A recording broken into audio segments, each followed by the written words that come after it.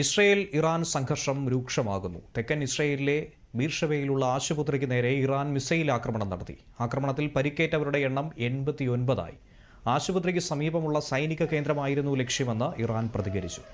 ഇന്നലെ രാത്രി ഇസ്രയേലിലെ നിരവധി സ്ഥലങ്ങളിലാണ് ഇറാൻ മിസൈൽ ആക്രമണം നടത്തിയത്. ടെഹ്റാൻ ഇതിന് ശക്തമായ വില നൽകേണ്ടി വരുമെന്ന് ഇസ്രയേൽ പ്രധാനമന്ത്രി ബെഞ്ചമിൻ നെതന്യാഹു പറഞ്ഞു.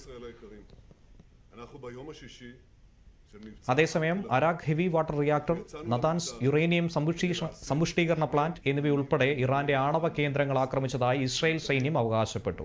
ഇറാൻ അന്താരാഷ്ട്ര ആണവോർജ്ജ ഏജൻസിയിൽ പരാതി നൽകിയിട്ടുണ്ട്. അതിനിടെ സംഘർഷത്തിൽ ഏത് രീതിയിലാണ് US ഇടപെടാൻ പോകുന്നതെന്ന കാര്യത്തിൽ ലോകം ആകാംക്ഷയോടെ വീക്ഷിക്കുകയാണ്. ഇറാൻ ആക്രമണ പദ്ധതിക്ക് അമേരിക്കൻ പ്രസിഡന്റ് ഡൊണാൾഡ് ട്രംപ് അനുമതി നൽകിയിട്ടുണ്ടെങ്കിലും അന്തിമ രൂപമായിട്ടില്ലെന്ന് CBS ന്യൂസ് റിപ്പോർട്ട് ചെയ്തു. അതേസമയം സംഘർഷം അവസാനിപ്പിക്കാൻ മധ്യസ്ഥ വഹിക്കാൻ തയ്യാറാണെന്ന് വാഗ്ദാനം ചെയ്ത് റഷ്യ രംഗത്തെത്തി.